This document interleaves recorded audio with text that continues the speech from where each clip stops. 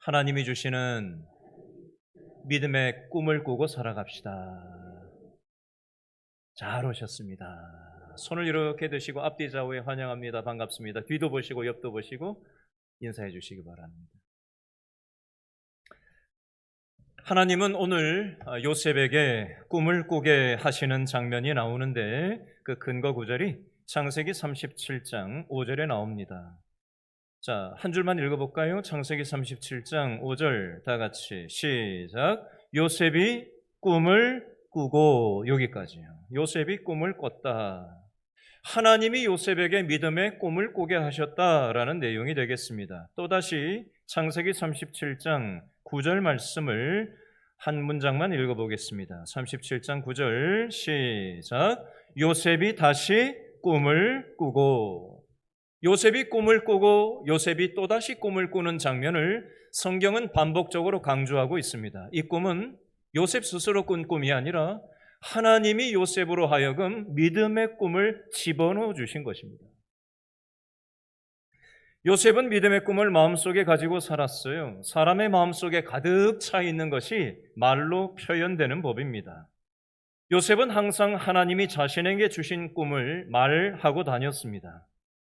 요셉의 형제들은 요셉하고 대화를 할 때마다 요셉의 꿈 이야기를 들어야만 했습니다. 요셉은 밥 먹을 때도 꿈 얘기를 했을 거고요. 형들하고 놀 때도 꿈 이야기를 했을 겁니다.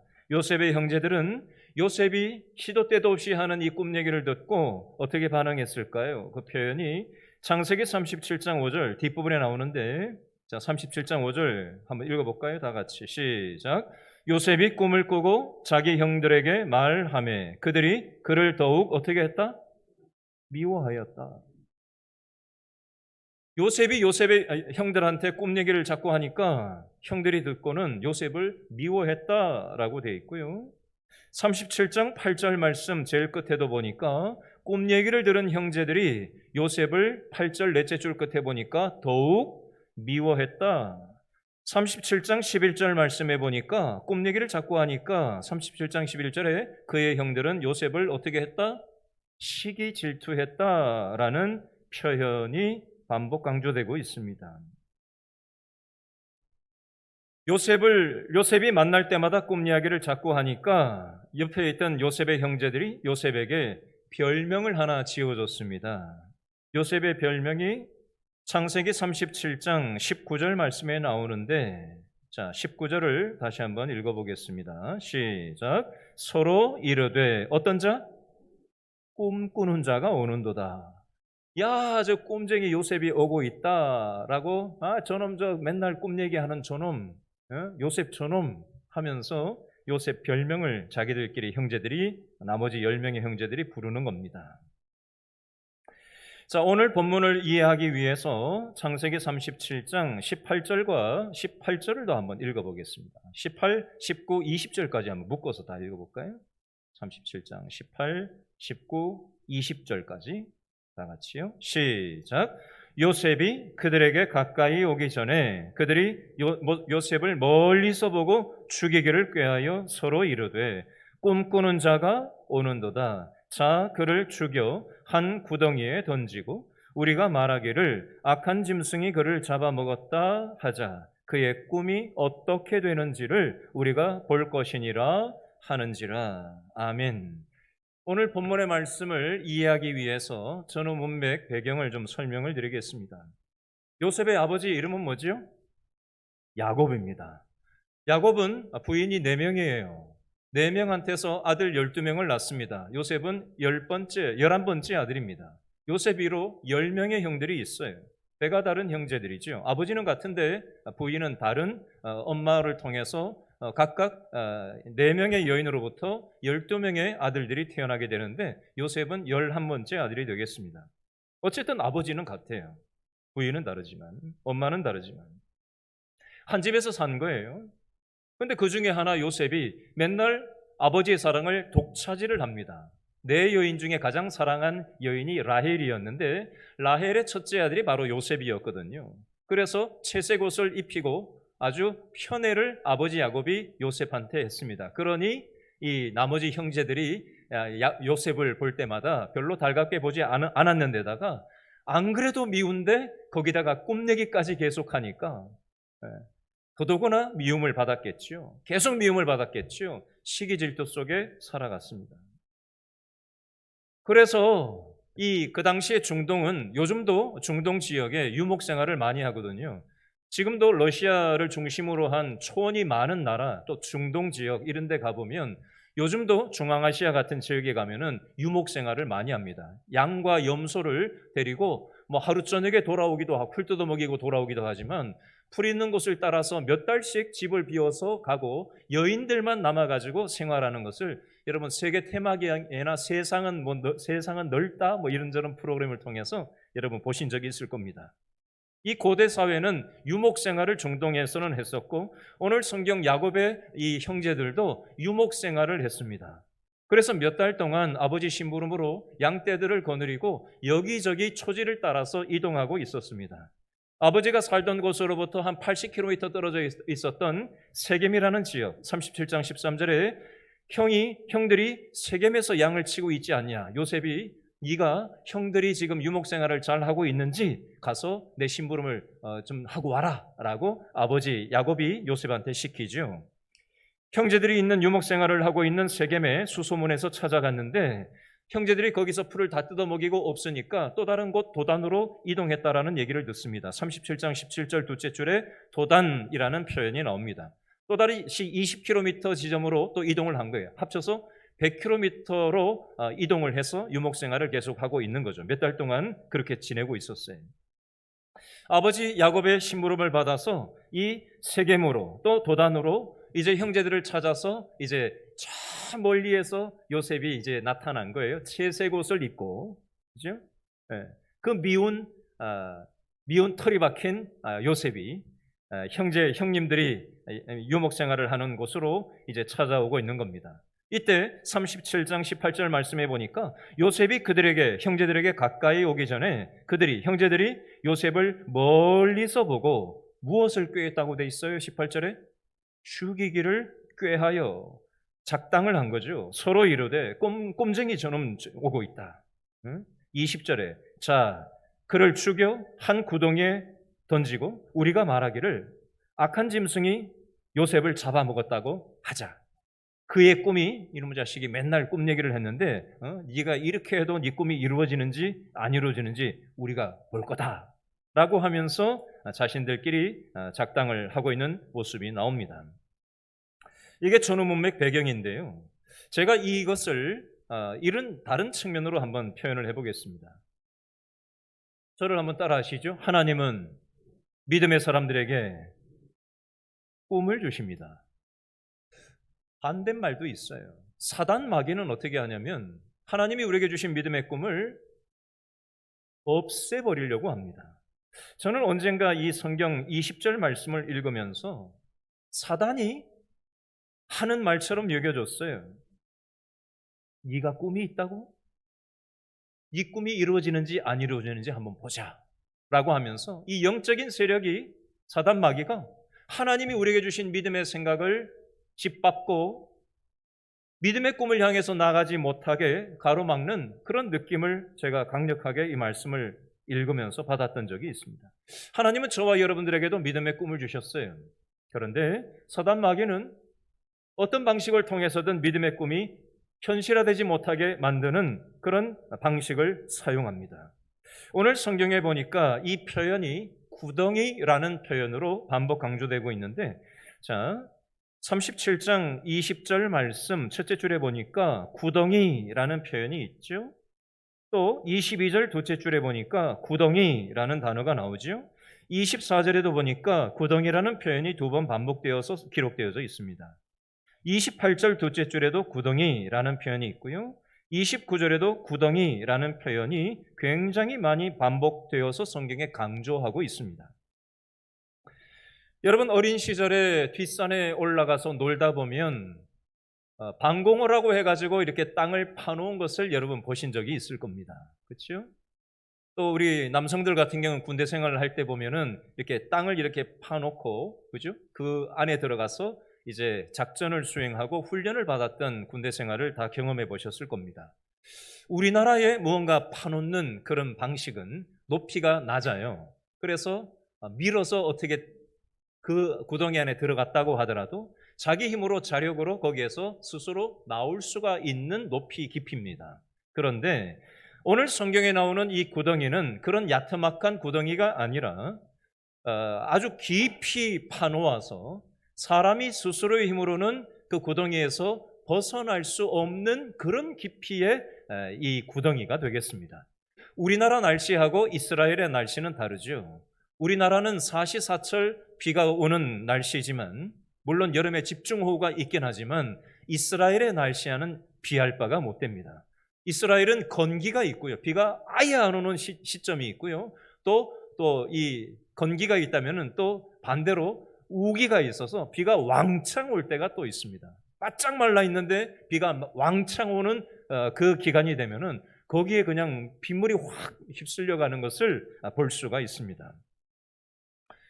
그 당시 오늘 성경의 시대에는 수도 시설이 없었어요. 관계 시설이 되어 있지 않았습니다. 그래서 하늘만 보고 비가 하늘에서 내려줘야 이게 식수로도 사용하고 농업용수로도 사용할 수 있는 겁니다. 비가 온 걸 보관을 해야 되잖아요. 그래서 구덩이를 파놓은 거예요. 그래서 회치를 해놓습니다. 물이 다 빠져나가면 안 되잖아요. 그러니까 여기에서 사람이 빠질 경우에는 벗어날 수가 없는 깊이라는 겁니다. 이 우기 때는 비를 저장하는 저장 용도로 이 구덩이가 사용됐지만 건기 때는 물이 없고 이 건기 때는 무언가 저장하기도 하고 또 사람을 가두는 용도로 용도 변경을 해서 사용했던 것이 바로 구덩이였습니다.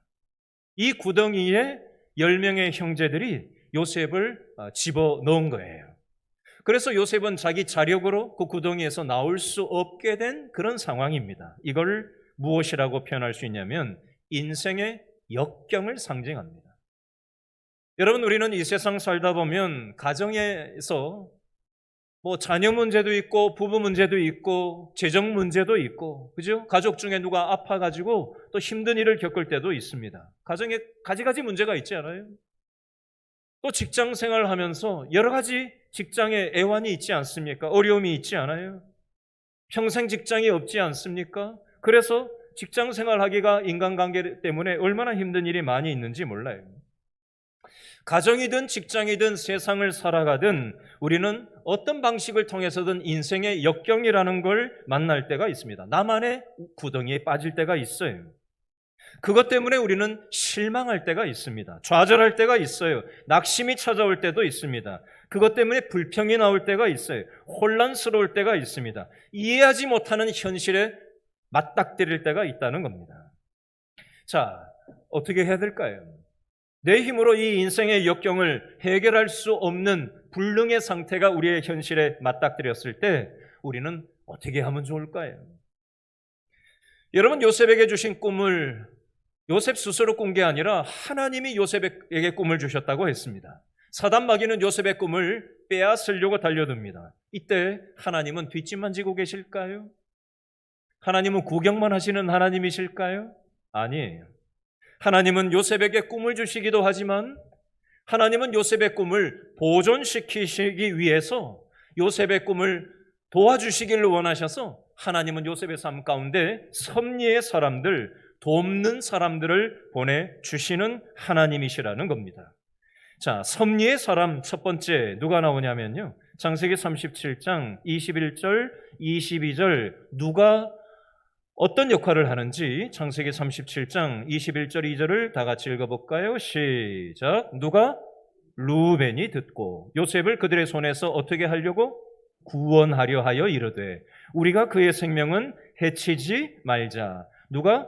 루벤이 또 그들에게 이르되 피를 흘리지 말라. 그를 광야 그 구덩이에 던지고 손을 그에게 대지 말라 하니 이는 그가 요셉을 그들의 손에서 어떻게 하고? 구출하여 그의 아버지에게 돌려보내려 함이었더라. 아멘. 요셉의 형 10명이 있다고 그랬는데 첫째 형의 이름이 누구예요? 이미 힌트 읽었는데요. 누구예요? 루벤. 루벤이 첫째 아들이에요. 장남입니다. 루벤 첫째 아들이 장남들은 책임감이 있죠. 장남이기 때문에 책임감 때문에 동생들, 둘째 동생부터 아홉째 동생까지 요셉을 죽이려고 하는 이것을 장남으로서 막아섰다라고 생각할 수도 있겠는데,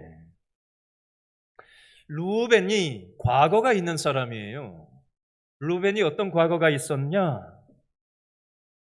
아버지 야곱에게 부인이 몇 명이 있었다고요? 4명. 근데 자기 아버지 첩하고 놀아났던 것이 바로 누구라고요? 바로 이 루벤입니다. 여러분, 아무리 아버지 첩이지만 이런 아들이 어디 있어요? 자기 아버지 첩하고 이렇게 했다라는 게 말도 안 되는 얘기잖아요. 아주 막대 먹은 아들 아니에요? 여러분, 하나님께서 사용하시는 사람은 깨끗한 사람만 사용하시는 게 아니라는 것을 여기서 엿볼 수가 있습니다. 하나님은 저와 여러분처럼 과거가 있는 사람들, 인생에서 실패했던 전력이 있었던 사람들, 연약하기 짝이 없는 사람들을 얼마든지 데리고 오셔서 하나님의 일을 하는데 사용하실 수 있다라는 것을 여러분 믿음의 눈으로 볼 수 있어야 합니다. 하나님은 털어서 먼지 안 나는 사람을 통해서만 일하시는 게 아니라는 거예요. 나 같은 사람도 사용하실까? 예, 얼마든지 사용하실 수 있습니다. 하나님은 실패자도 사용하고요, 못 배운 사람도 사용하시고요, 우울증에 빠진 사람도 사용하시고요, 부부 문제가 있는 사람도 사용하시고요, 가지가지 인생의 풍파 속에서 무력감에 빠져 있는 사람을 통해서도 얼마든지 역사하실 수 있는 하나님이시라는 겁니다. 두 번째, 섭리의 사람 두 번째 누가 나오냐? 26절 말씀에 넷째 아들 이름이 기록되어져 있습니다. 자, 창세기 36장, 37장, 26절, 27절 묶어서 읽어볼까요? 시작. 유다가 자기 형제에게 이르되 우리가 우리 동생을 죽이고 그의 피를 덮어둔들 무엇이 유익할까? 자, 그를 이스마엘 사람들에게 팔고 그에게 우리 손을 대지 말자. 그는 우리의 동생이요 우리의 혈육이니라 하매 그의 형제들이 청종하였더라. 아멘. 야곱의 첫째, 둘째, 셋째 아들 이름이 어떻게 되냐면요, 첫째가 르우벤이고요, 둘째가 시므온이고요, 셋째 아들이 레위고요, 넷째 아들이 유다예요. 레, 유 이렇게 암기를 하면 좋아요. 르우벤, 시므온, 레위, 유다예요. 넷째 아들 유다가 형 루벤이 없는 사이에, 형 루벤이 현재 자리에서 없다라는 걸 어디서 알 수 있냐면 37장 29절에 보니까 루벤이 돌아와서 와보니까 요셉이 사라졌다라는 표현이 나옵니다. 큰아들 장자 루벤이 자리를 비운 사이에 아마 둘째 시므온과 셋째 레위가 나섰을 것으로 추측이 됩니다. 성경에는 안 써놨지만요. 그러면 둘째 시므온과 셋째 레위는 어떤 성향의 사람들이었냐? 여동생 디나가 세겜 족속에 의해서 험한 꼴을 당합니다.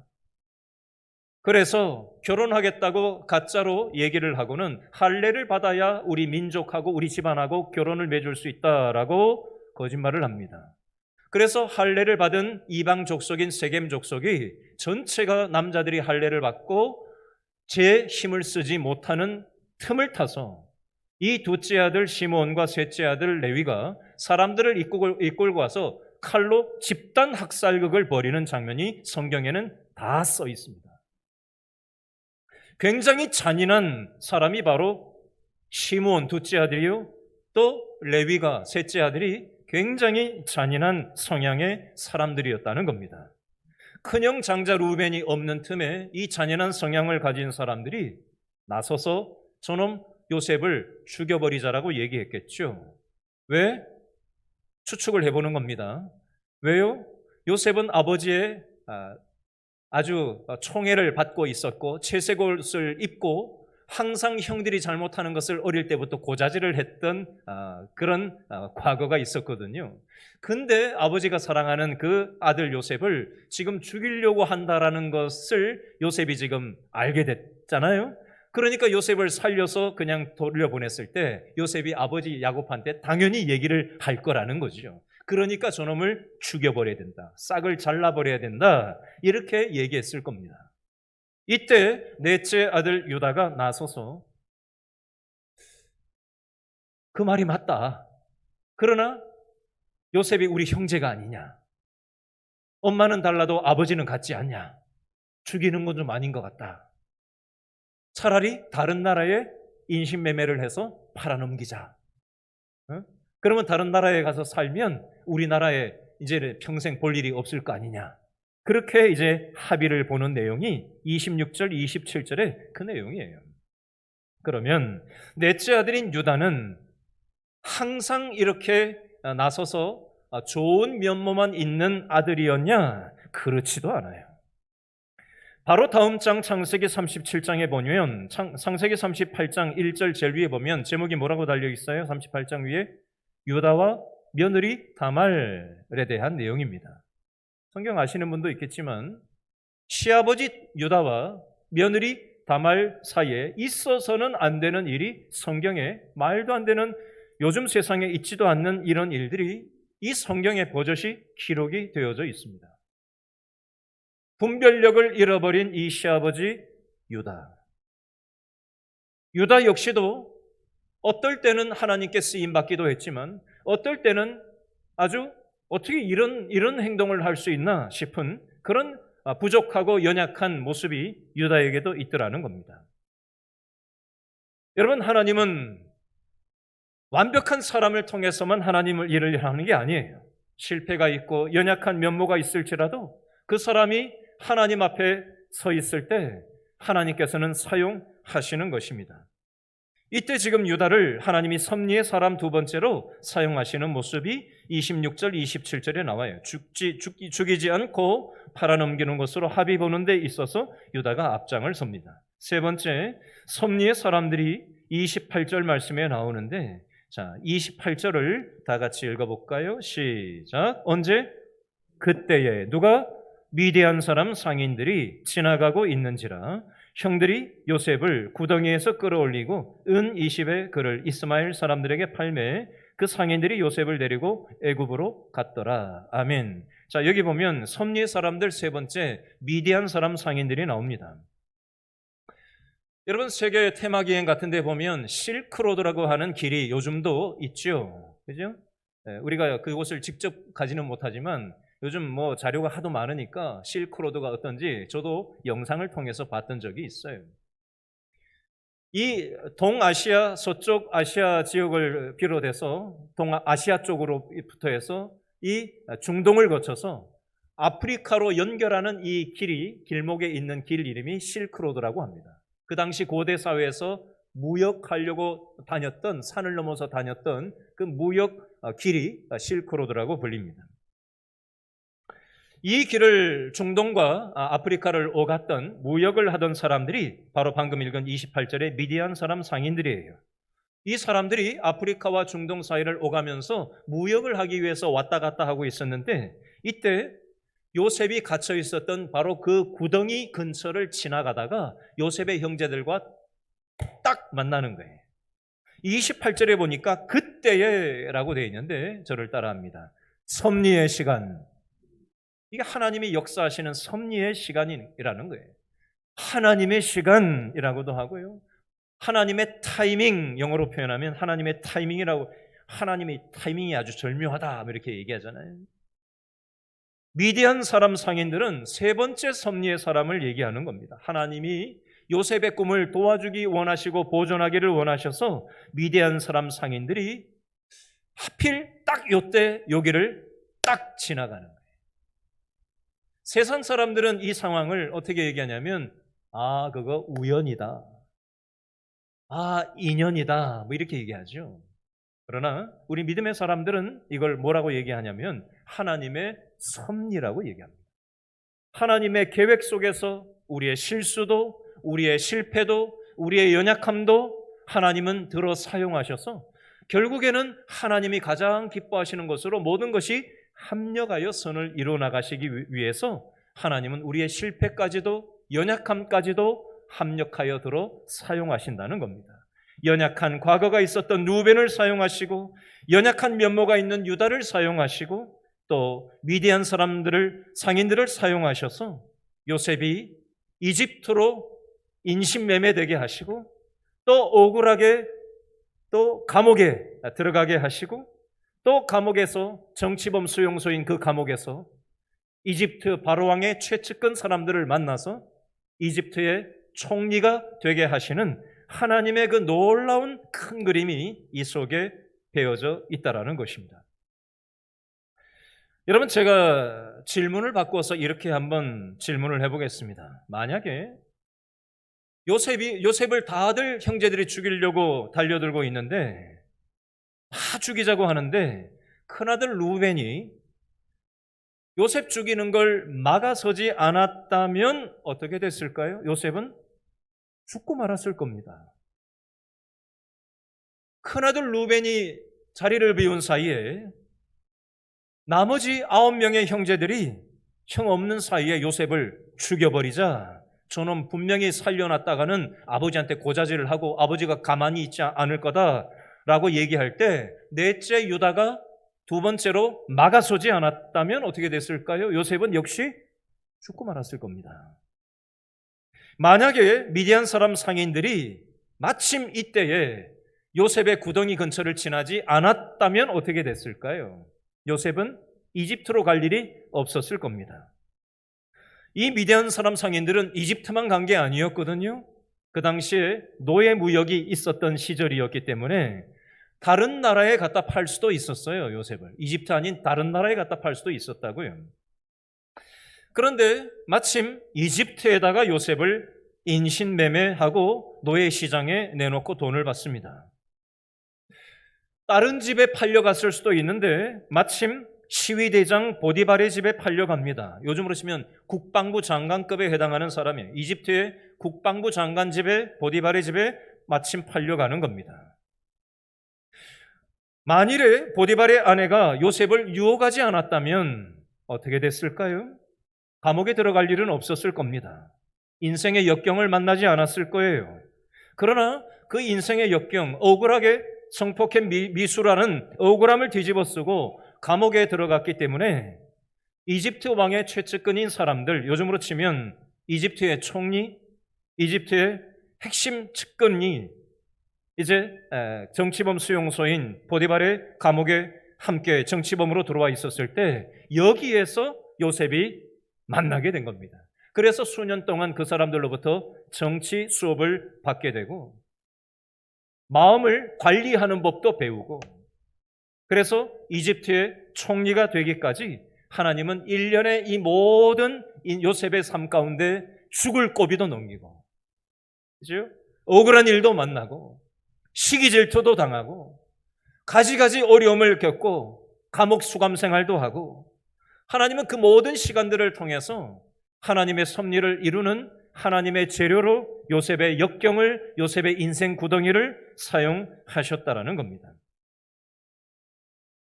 저와 여러분도 이런저런 인생의 역경을 만날 때가 있어요. 그런데 하나님께서는 뒷짐만 지고 계시지 않습니다. 하나님께서는 저와 여러분의 인생 역경에 하나님은 돕는 사람들을 보내주십니다. 내가 생각하지 못했던 사람을 하나님은 만나게 하세요.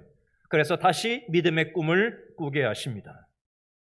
그 모든 인생의 역경이 우리의 인생에 하나님의 꿈을 이루는 인생의 여정 속에 하나님의 재료가 되는 것입니다. 마지막 성경 한 구절을 읽고 오늘 말씀을 맺겠습니다. 로마서 8장 28절입니다. 하나님을 사랑하는 자, 곧 그 뜻대로 부르심을 입은 자들에게는 모든 것이 합력하여 선을 이루느니라. 아멘. 기도하겠습니다.